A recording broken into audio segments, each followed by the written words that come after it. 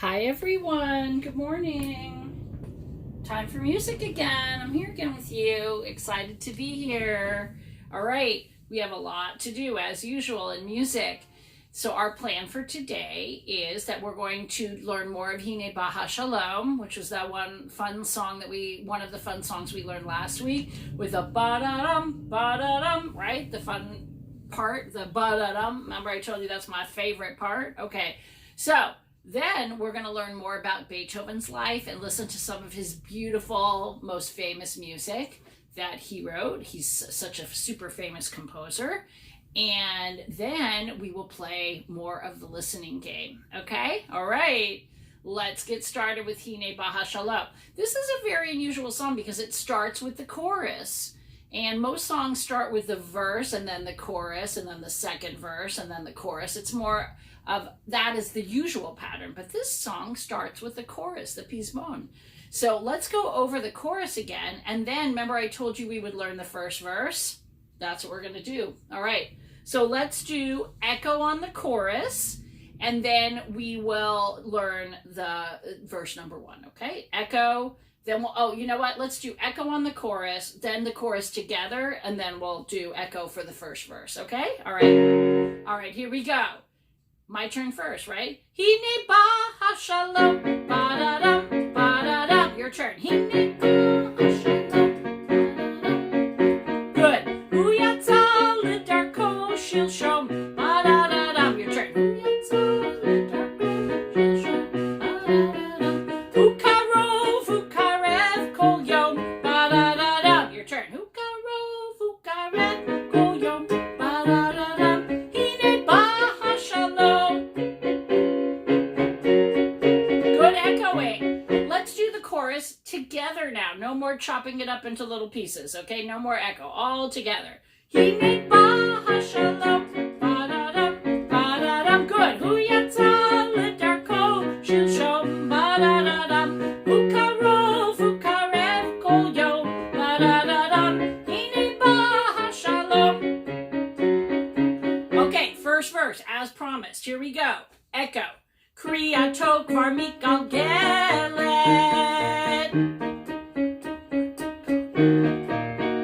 Good, my turn. Mimizrach lema'arav. Mimizrach lema'arav.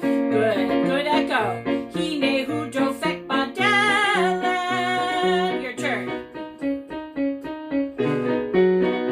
Good job. Hulo yivater achshav.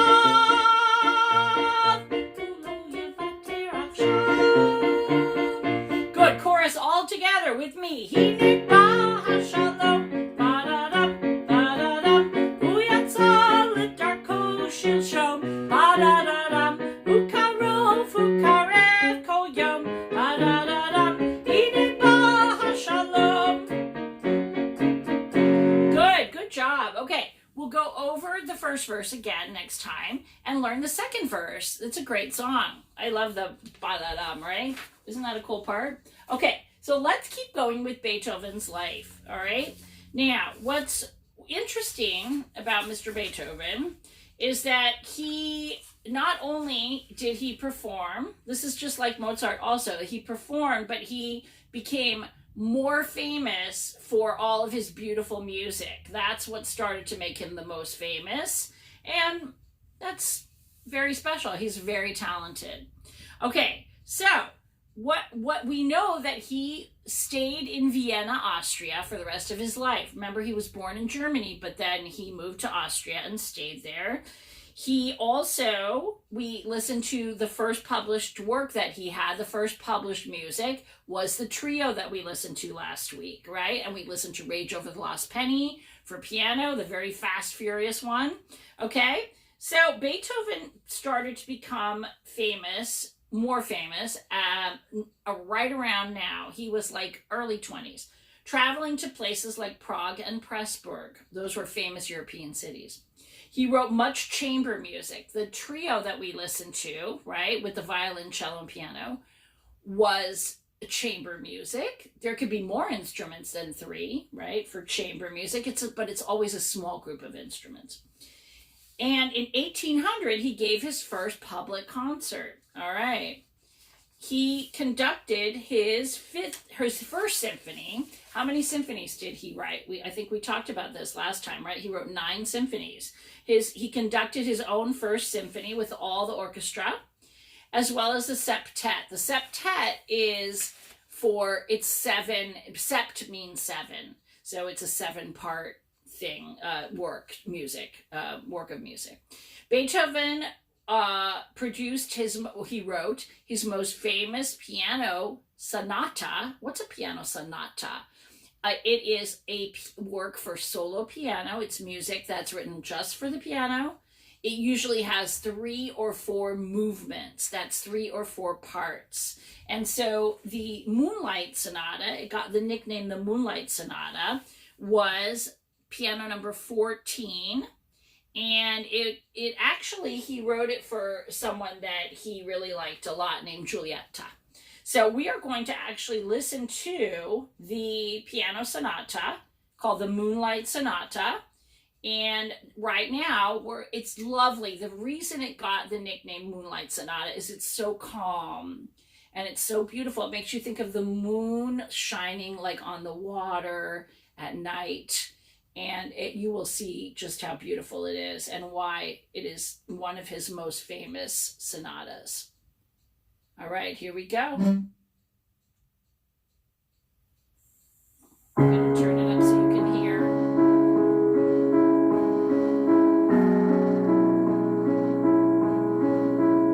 Very calm.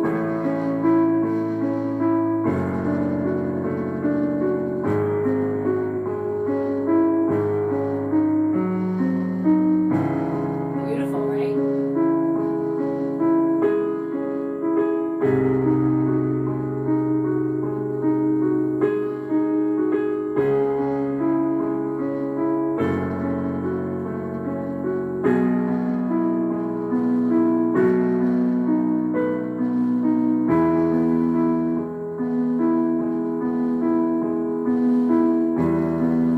And it's not difficult to play. If you take piano for just within 2 or 3 years, you would be able to play this part. But the rest of the sonata is more difficult.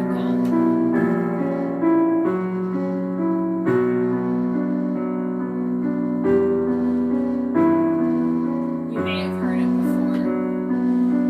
Super famous. Okay, so we're going to stop it there. Okay, so it really just like almost like a lullaby, yeah? It's so gorgeous. All right, so we are now going to talk about Beethoven's middle period. That was his early period, and he was working very hard right now as a composer. Then the next big famous symphony that he wrote after Symphony 1, right, and Symphony 2. Then he wrote Symphony number 3, called the Eroica. All right. Originally, when he first wrote it, he gave it the title Bonaparte because he really thought Napoleon Bonaparte, who was a very famous general, French general, was like an amazing person, amazing man. Beethoven admired him, and he was sort of like a hero of Beethoven's. But then when Napoleon crowned himself emperor in 1804, Beethoven changed his mind. He began to think that maybe Napoleon wanted too much power and maybe he wasn't such a nice guy. So Beethoven walked over to the table where all the music for the symphony was stacked. In those days, you had to write out all the notes by hand with ink, with a pen that you dip in ink, right? Like a quill made out of a feather. And today we can write music on the computer, on all kinds of digital equipment for composing music, like in a music studio. But back then it took a long time to write a symphony. And so he walked over to the table where the music was stacked up on the music sheets, and he tore up the title page, not the notes, just the page that said Bonaparte on it. And he decided, I'm not going to name it after Napoleon. So it became known as the Eroica Symphony. We're going to listen to it right now, part of it, okay, the beginning. Okay, I'm going to go back because we just finished with part of the Moonlight. And now I'm going to go over up and over, down and up. And we'll get to the Eroica Symphony. Which number was this? Symphony number 3. It's quite lovely. You will hear. And it's super famous. All right, here we go. Sorry. Very loud. Woo, that startled me even. Here we go. I jumped a little. That was loud. I have it up loud so you can hear it. A lot of applause.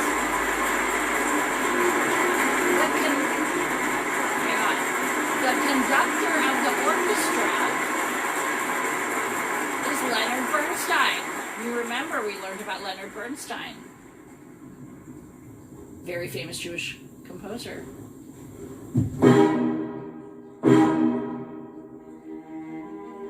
Now you can hear it.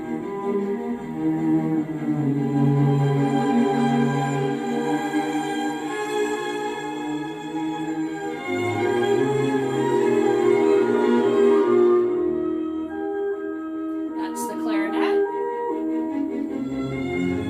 The strings.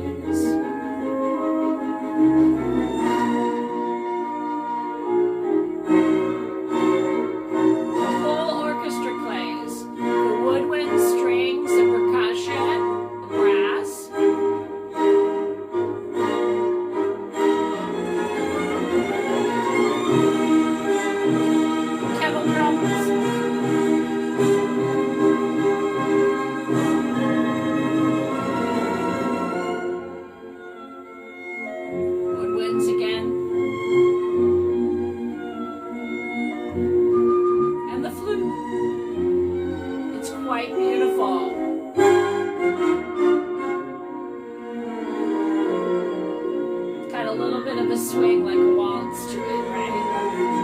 Okay, that is the Eroica, the beginning of Symphony number 3. Good job.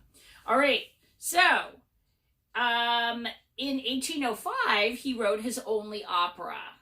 The next spring, the opera was performed twice, 2 performances, but then was not performed again for another 8 years. Oh, that's so strange. I wonder why, right? It's very weird to have your big opera performed 2 times, right? And then another 8 years goes by before it's performed again. That's kind of strange, right? Beethoven had made several changes to the opera, which became known as Fidelio. The overture that he had written, the overture is the beginning introductory music where nobody's on the stage singing. The curtain is closed and you're just listening to the musicians in the pit, which is below the stage, the orchestra pit. And so that overture, that's the introductory music that he had written for the 1806 performance, is now known with its own name. It has its own name, a separate name, Leonore number 3. And it's usually performed separately at concerts. So just not even like with singers and a whole production of the opera, just by itself, the overture is performed. So you could hear it at a concert. This opera is a rescue opera. So the French kind of opera called a rescue opera is where there's a hero or a heroine, which is the girl hero, and somebody gets rescued. Somebody's like in prison or locked up in the tower or whatever, and they get rescued. Okay, so that's what the opera is about. Beethoven continued to write music such as his violin concerto, symphonies, piano concertos. What's a concerto? Okay, a concerto is, I mentioned his violin concerto that he was working on. It's a big musical work for a solo instrument and the orchestra. So if it's the violin concerto, the violinist has solo parts.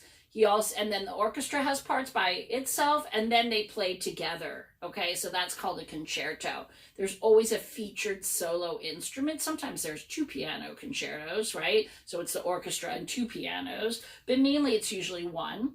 And so you can have the piano concerto where the piano has the solo parts and the orchestra is with the piano and they play off of each other and together. And he also wrote string quartets. That's for 4 stringed instruments. A quartet is for 4, right? The trio was for 3, duet is for 2, right, performers, and a solo is for 1. We know that. 2 of his greatest symphonies were written in 1806. Boy, that's amazing that in a year he wrote 2 big symphonies. His most famous symphony is Symphony Number 5, which we're about to listen to. That's the one where I played for you the theme, right? You know this one. That's supposed to be like knocking on the door. And also Symphony Number 6. We're just about to listen to Symphony Number 5. And it's very serious and loud and like really, it's makes you just feel it's very dramatic, right? The mood is really different from the Eroica Symphony, which is a little bit more melodic, you know, like a kind of it's like almost like a soothing melody. This is quite different, Symphony Number 5, and you've heard it many times. It is super famous, and I'm going to pull it up right now if I can. Let's see. We have to go over, down, over again, sorry. Okay, down and up, and then over again. Okay, here we are. Okay, here comes the 5th Symphony. I'm going to listen to part of it, okay? All right, I want to get over here. Oh. Okay, here we go.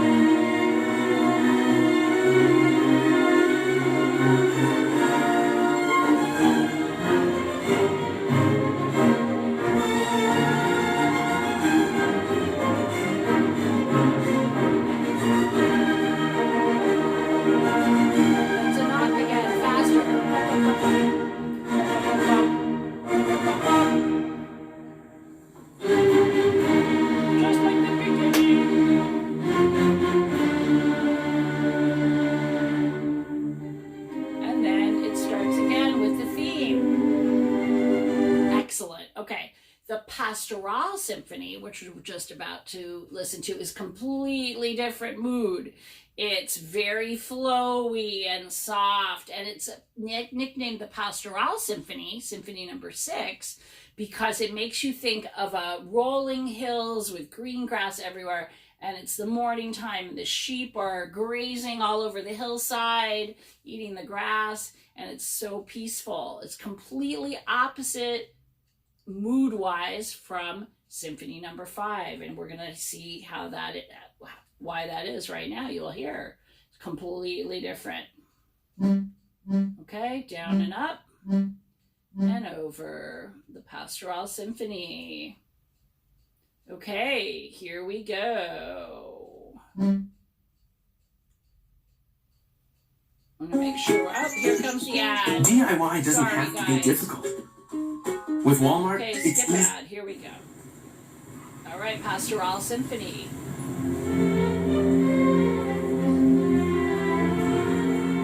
Very calm.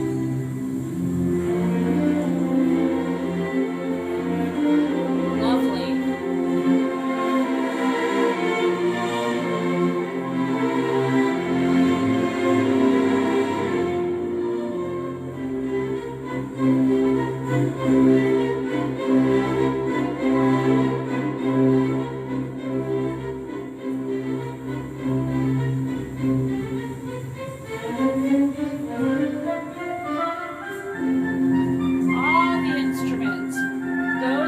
clarinet's having a solo. The oboe, sorry. And now more woodwinds. Now the brass French horns are joining.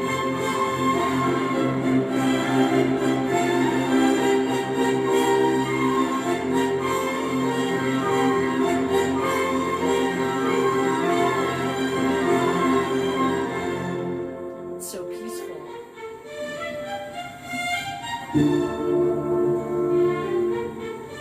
So you get the idea of the pastoral symphony. Okay. Quite lovely and so different from Symphony Number 5. All right, so now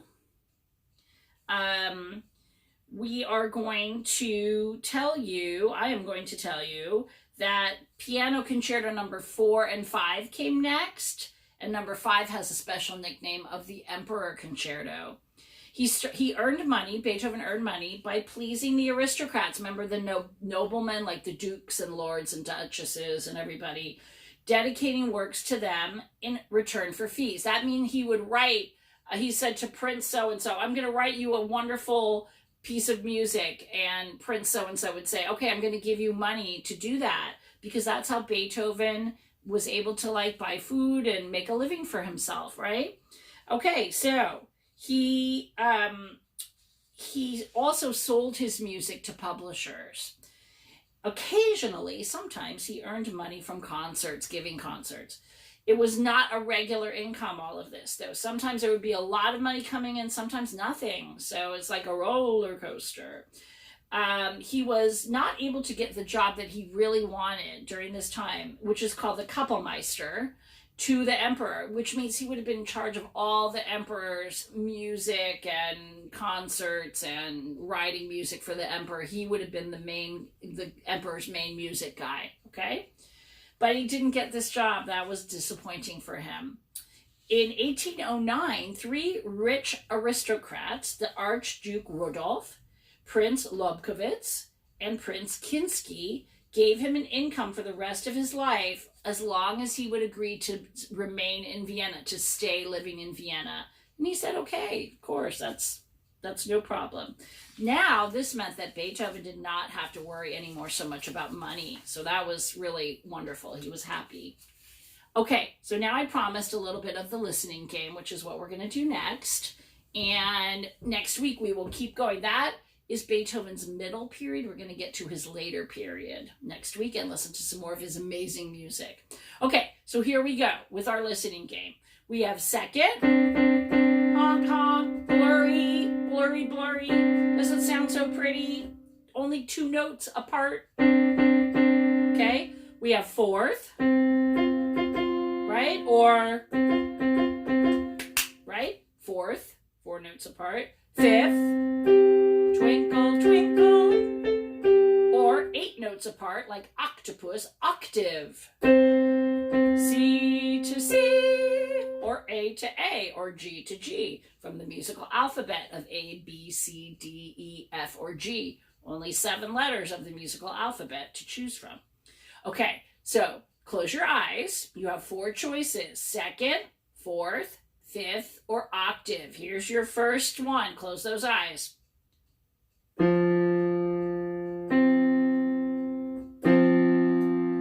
going to play it again, separate and then together.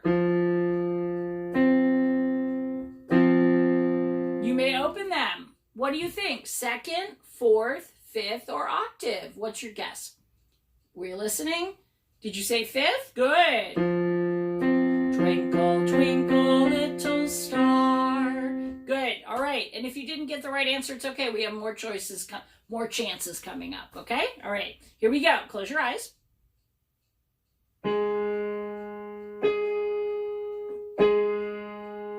Going to do it again. Keep those peepers closed. Okay, you may open. Second, fourth, fifth, or octave. What do you say? If you said octave, bingo, you're right. And if you didn't, it's okay. Here comes another chance. Close your eyes. I'm going to repeat it. Keep them closed. Okay, you may open your eyes. What are our choices again? Second, fourth, fifth, or octave. If you said second, 100%. Blurry, only 2 notes apart. The first note right up against the second note. Okay, good. Close your eyes again.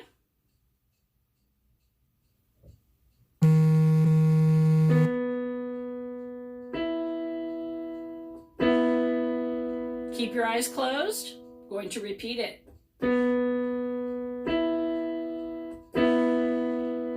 Okay, you may open.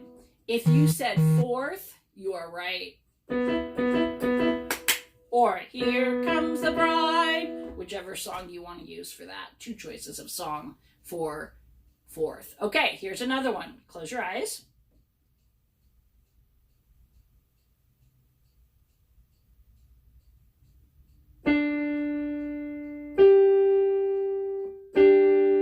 I'm going to do it again. Keep those eyes closed.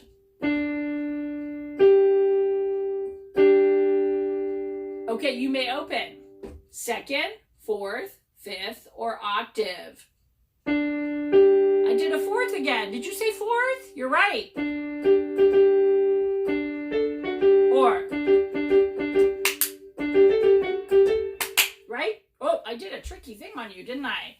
I pulled a fast one on you. I did 2 fourths in a row. All right. And if you didn't get it, it is okay. If you did, great. Let's try another example. Close your eyes.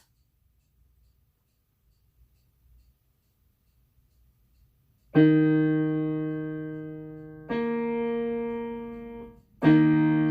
going to repeat it.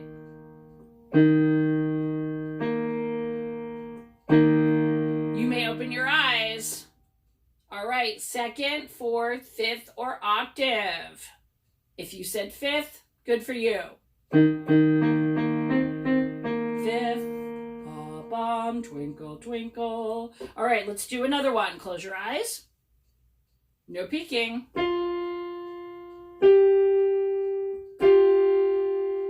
going to do it again. Keep those eyes closed. Good job. Okay, open them. Second, fourth, fifth, or octave. What do you think? Second? Good. Blurry. That's actually the easiest one of all the 4 choices that we have. That's the easiest one, right? Because it just sounds terrible, and you can tell that the notes are super smooshed together. All right, guys, you did a great job in music today. I hope you learned something, and I hope you had fun. And we will do a lot more next week, okay, together. Bye. Have a great week and a great day. Bye-bye. Bye for now.